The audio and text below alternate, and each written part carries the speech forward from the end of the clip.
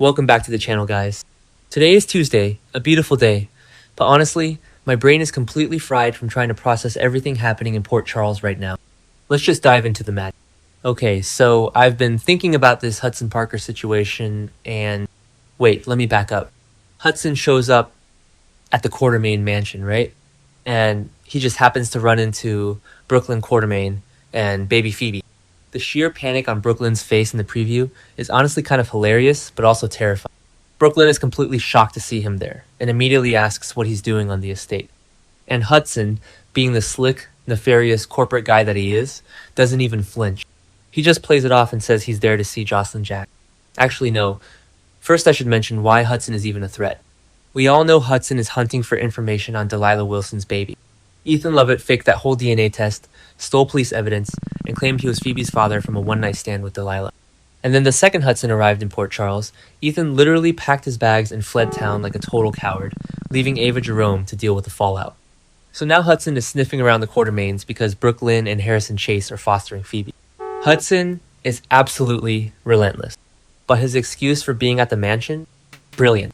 He says he's there to see Josslyn. Josslyn lives on the Quartermain estate, so it's a perfectly logical cover story. But wait, does Hudson even know Josslyn is a WSB agent? They bantered before about the Jasper Jacks Enterprises CEO job, but I feel like Hudson knows way more than he's letting on. Or maybe not. I don't know. It's just weird. The whole thing is just weird. Speaking of Josslyn, she is absolutely losing her mind at WSB headquarters.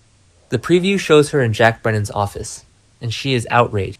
Like, full-on furious. She demands to know why Brennan is doing her a favor when she cheated. Obviously, she's talking about Carly. Josslyn is so fiercely protective of her mom, but she also hates the WSB being used for personal favor. But wait, cheated? I mean, not exactly, but kind of? Carly and Brennan had this undeniable, simmering chemistry for months, but they were never officially together. Carly is with Valentin Cassadine now. So what is this massive favor Brennan is doing for Carly? Is it about the flash drive Brick found? Or maybe it's about Valentin's frozen assets? What was I saying? Oh, right, Josslyn's reaction. Josslyn is a WSB agent now, which is still wild to me, and she expects Brennan to play by the rules, which is hilarious because Brennan literally faked a locked-in stroke to avoid federal prison. Expecting Brennan to be an ethical boss is like expecting Sonny to open a petting zoo. Anyway, the point is... Wait, what was the point? Oh, Carly and Valentin. Let's jump over to the Metro Court pool. Carly is hanging out with her two favorite men, Jason and Valentin Cassadine. This dynamic is so incredibly... Jason has been fundamentally changed by his WSB captivity in Jakarta. He has severe PTSD, he officially quit the mob, and he is solely focused on being a father to Danny, especially since Sam has been dead for so long and Danny really only has Jason left. Jason despises Valentin. He always has. So seeing them sitting together is jarring. In the promo, Valentin admits, "This idea was mine and mine alone," and Jason just glares at him with pure hatred and says, "Start talking." What is Valentin pitching to Jason? I've been overthinking this for hours. Could it be about buying up Jen Sidwell's assets? Sidwell took a plea deal and is rotting in Pentonville right now, sharing a cell with Curtis Ashford of all people, so his peers and assets are up for grabs. Sonny wants them, but Jason left Sonny's organization. Is Valentin trying to recruit Jason for some legitimate corporate takeover? Or is it about the missing black box? Valentin had Brennan's black box, and he traded it to the WSB to get his assets unfrozen. Whatever Valentin is proposing, Jason is not happy. But the spoilers say Valentin and Carly will make a major decision. Are they moving in together? Are they leaving Port Charles? No, they can't leave. Carly would never leave Donna and Josslyn. Maybe they are officially going public and defying Sonny's threat. Sonny told Brick to break them up, but Carly set a firm boundary. I just don't know how Jason fits into this new Carradine dynamic. Okay, wait. Let's pivot to the Quartermain gatehouse, because this is what is really bugging me. Tracy and Willow clash for the umpteenth time. Michael, Willow's ex-husband, basically forced Willow to move into the gatehouse so he could keep a close eye on her during their vicious custody battle. So Willow is trapped there, and Tracy comes over, and Willow actually has the audacity to threaten Tracy Quartermain. Willow warns her, "I don't think you have any idea what I'm capable of." I literally laughed out loud when I saw that. Tracy Quartermain? Tracy has buried more bodies and ruined more lives than Willow could ever comprehend. Tracy knows exactly who Willow is.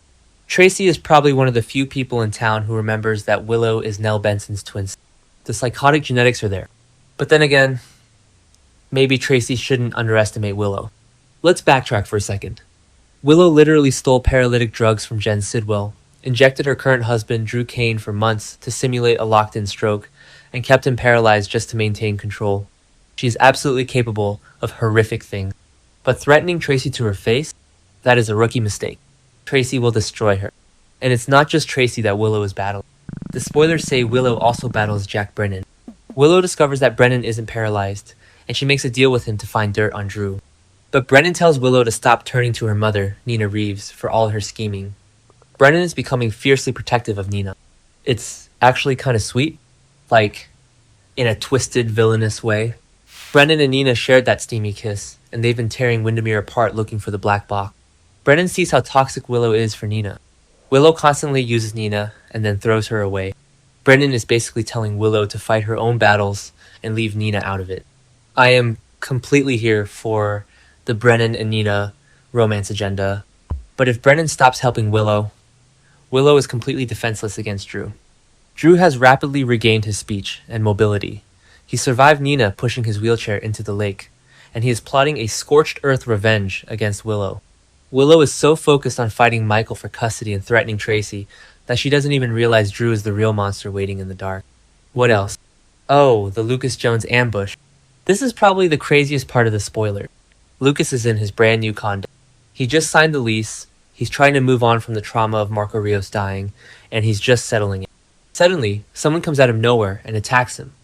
Arms are flailing everywhere, it's a total chaotic struggle. But if you look closely at the preview, it's not a mob. It's Detective Joe Fitzpatrick.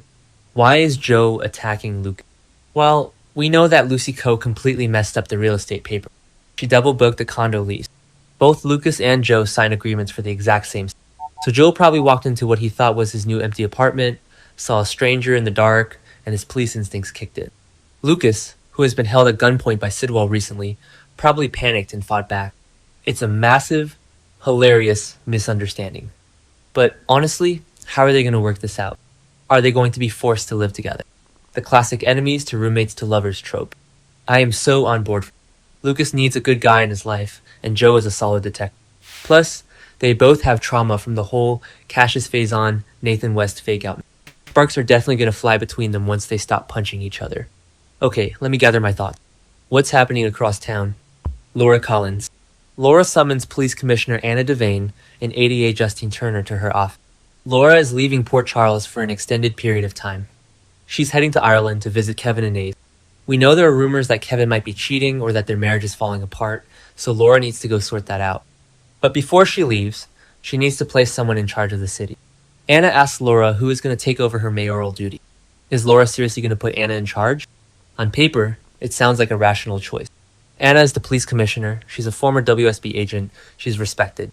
But wait, this is a terrible idea. Anna's mental health is completely fractured right now. She is suffering from severe, vivid hallucinations of Peter August. Peter is literally standing in the corner of her office whispering dark, murderous advice into her ear, and Anna is listening to him.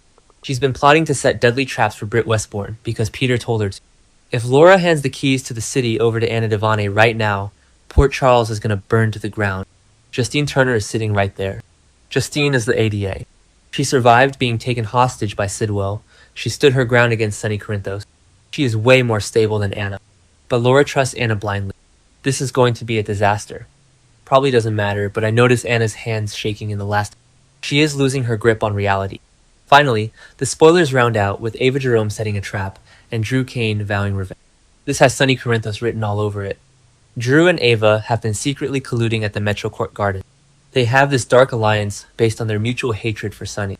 Drew wants to completely marginalize Sonny and take over his territory, or at least destroy his legitimate businesses. Ava is always looking for a way to get the upper hand, especially now that Ethan fled town and she lost her blackmail leverage over him regarding Phoebe's fake DNA. So Ava and Drew set a trap. But can they actually fake out the legendary mob boss? I know Sonny officially walked away from the mob. He told Justine Turner he's done with the violence. He's trying to live a clean life. But Sonny has decades of survival instinct. He can smell a trap from a mile away. Then again, Sonny is vulnerable right now. Jason quit the mob. Jason isn't there to protect Sonny's blind spots. Dante is stepping back. Sonny is relying heavily on Rick Lansing, which Jason warned him was a massive mistake. If Ava and Drew play this perfectly, they might actually catch Sonny off guard. But then again, Sonny always has a backup. Or maybe he doesn't. I don't know, my brain is just spinning in circles trying to predict how this mob war is going to play out without Jason as the enforcer. It's weird. Like, really weird. The whole landscape of the show is shifting. Jason is a dad now. Sonny is trying to be legitimate. Willow is a villain. Anna is losing her mind. It's just a lot. What do you guys think will happen next? Will Sonny see the trap coming, or is he doomed? Drop your wildest theories in the comments below, hit that like button, and subscribe for more updates.